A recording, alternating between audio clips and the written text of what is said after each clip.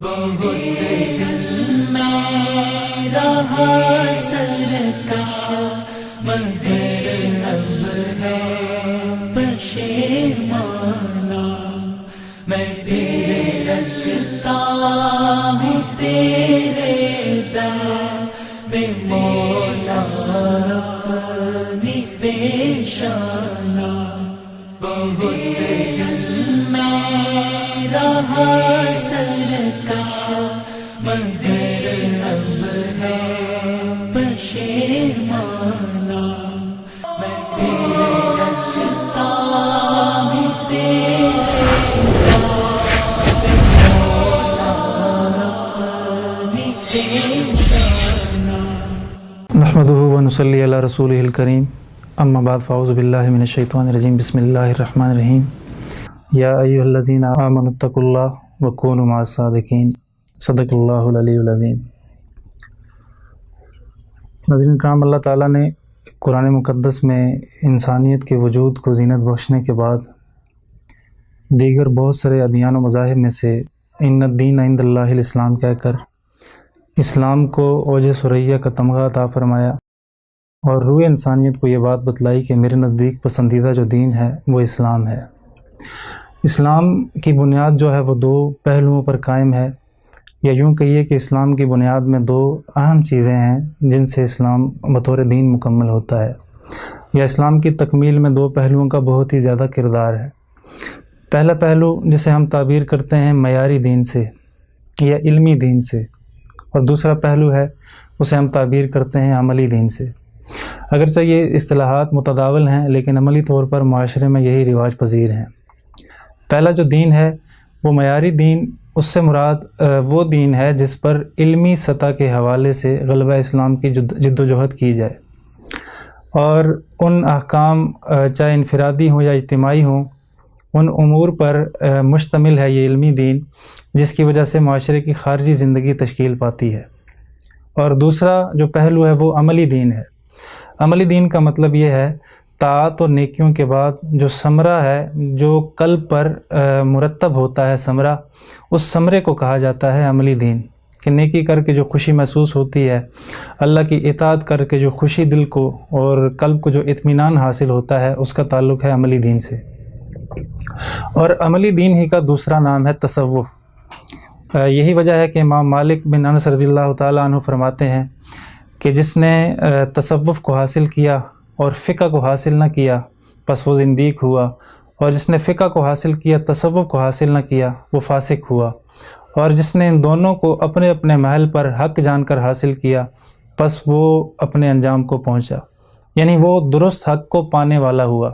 مرقات میں جلد اول میں یہ حوالہ موجود ہے امام مالک رحمۃ اللہ علیہ کا۔ مراد بھی یہی ہے کہ تصوف ایک ایسی عملی شکل ہے کہ جس کو قرآن نے، بلکہ یوں کہیے کہ امام مالک رحمۃ اللہ علیہ کے اس قول کو قرآن ہی کا تضمینی قول مان لیا جائے کہ خود اللہ تعالیٰ نے اپنے پیغمبر کو جو مناصب جلیلہ عطا فرمائے، جہاں یعلمہم ہے اور کتاب اور حکمت کا ذکر ہے، وہاں یزکیہم کو بھی ذکر کیا گیا کہ پیغمبر جہاں آپ عملی دین کی تعلیم دیں گے وہاں آپ ان کے قلب کو تزکیے کے ساتھ پاکیزہ بھی کیجیے گا۔ یہی تصوف ہے جو معاشرے میں رواج پذیر ہے، اور معیاری دین کے ساتھ عملی دین کی یہی شکل تصوف کہلاتی ہے۔ تصوف کی تعریفات پہ اگر ہم جائیں تو مختلف تعریفیں کی گئی ہیں تصوف کی۔ ان میں سب سے پہلے تو لغوی اعتبار سے تصوف کہا کسے جاتا ہے، تو اس میں قریباً محدثین، متکلمین، متصوفین کے ہاں جو ہے وہ 6 معنی تصوف کے ذکر کیے گئے ہیں۔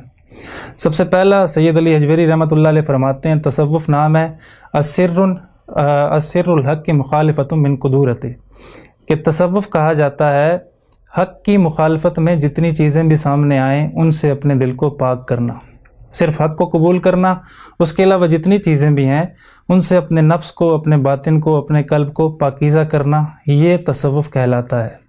تصوف کا دوسرا جو مادہ ہم لیں ورب کے اعتبار سے، فعل کے اعتبار سے، گرامیٹیکلی اگر دیکھیں تو پہلا قول ملتا ہے تصوف ہے الصفا سے۔ صفا کا معنی عربی میں کہتے ہیں پاکیزگی کو۔ اگر تصوف اس مادے سے مراد ہو، اس کا ورب یہاں سے ہو، تو پھر اس صورت میں تصوف وہ علم کہلائے گا کہ جس کے ذریعے سے اپنے قلب کو، اپنے باطن کو گناہوں کی آلودگیوں سے پاکیزہ کیا جائے، یہ علم تصوف کہلاتا ہے۔ اور تیسرا جو تصوف کا مادہ ہے وہ الصفون سے ہے۔ صفون سے مراد کہ وہ شخص جو اللہ کی محبت اور اطاعت اس انداز سے کرے کہ نہ تو اس میں جذبہ اجر ہو، نہ بدلے کی امید ہو، بلکہ بے بدل اور بے اجر اللہ سے محبت الصفون کہلائے گی، اور یہ محبت کرنے والا متصوف یا صوفی کہلائے گا۔ یعنی اگر الصفون سے تصوف مانا جائے تو مراد بغیر اجر اور بغیر بدلے کے اللہ کی محبت کو پانے کا نام تصوف ہوگا۔ بلکہ میں اس کو اس مختصر سے واقعے سے آپ کے ذہنوں میں گوشے گزار کروں گا کہ ایک مرتبہ حضرت رابعہ بصری رحمۃ اللہ تعالیٰ علیہ ایک ہاتھ میں جلتا ہوا دیا اور ایک ہاتھ میں چھوٹا سا کٹورا پیالے کا اٹھا کر بڑی تیزی سے دوڑتی ہوئی جا رہی ہیں۔ رستے میں لوگوں نے روک کے پوچھا کہ آج یہ حیرت انگیز معاملہ اور یہ منظر کیوں؟ تو کہا کہ میں اس جلتے ہوئے دیے سے اللہ کی جنت کو آگ لگانے جا رہی ہوں، اور اس چھوٹے سے پیالے سے اللہ کے جہنم جو بڑک رہی ہے اس کو بجھانے جا رہی ہوں۔ کہا کہ اماں جان کیوں، یہ ماجرا کیوں؟ کہا کہ میں نے دیکھا، مشاہدہ کیا، اور مجھے یہ منظر میرے سامنے آیا کہ لوگ اللہ کی محبت دو وجہ سے کرتے ہیں، نمبر ایک جنت کی طلب میں، اور نمبر دو جہنم سے بچنے کے خوف سے۔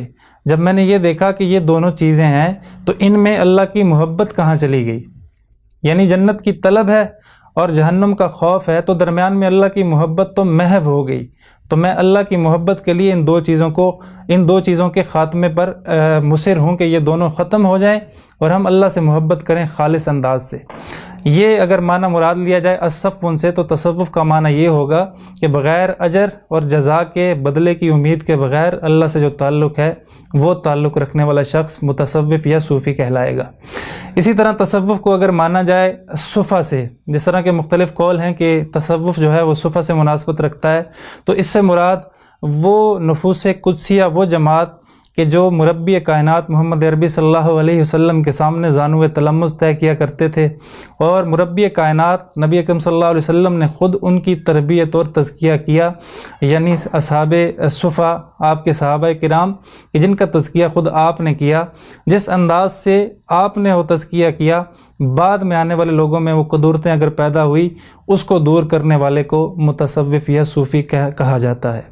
یعنی صفا سے اگر تصوف کی نسبت ہو تو اس سے مراد اصحاب صفا کے اس تزکیے اور مزکیانہ نسبت سے ہے، اس کو تصوف کہا جائے گا۔ اسی طرح تصوف اگر صوف سے ہے، جس طرح بہت ساری جو کتب امہات کتب ہیں تصوف کی، اس میں تصوف کا مادہ صوف مراد لیا گیا ہے۔ صوف عربی میں اون کو کہتے ہیں۔ اگر مراد اس کا ورب، اس کا فعل صوف سے ہو تو مراد یہ ہے وہ شخص جو شاہانہ لباس نہ پہنے بلکہ کھردرا اور اونی لباس پہنے۔ یہ علامت اور نشانی تھی اولیاء کے ہاں تذلل، عاجزی اور خشوع کی۔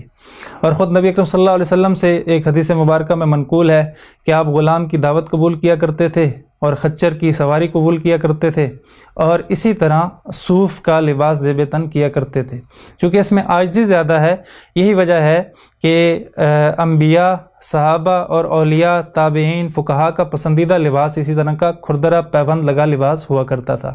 اگر تصوف صوف سے ہو تو معنی ایسا لباس جس کے اندر عاجزی اور تذلل ہو اللہ کے قرب اور اللہ کی محبت کے لیے۔ اسی طرح آخری جو چھٹا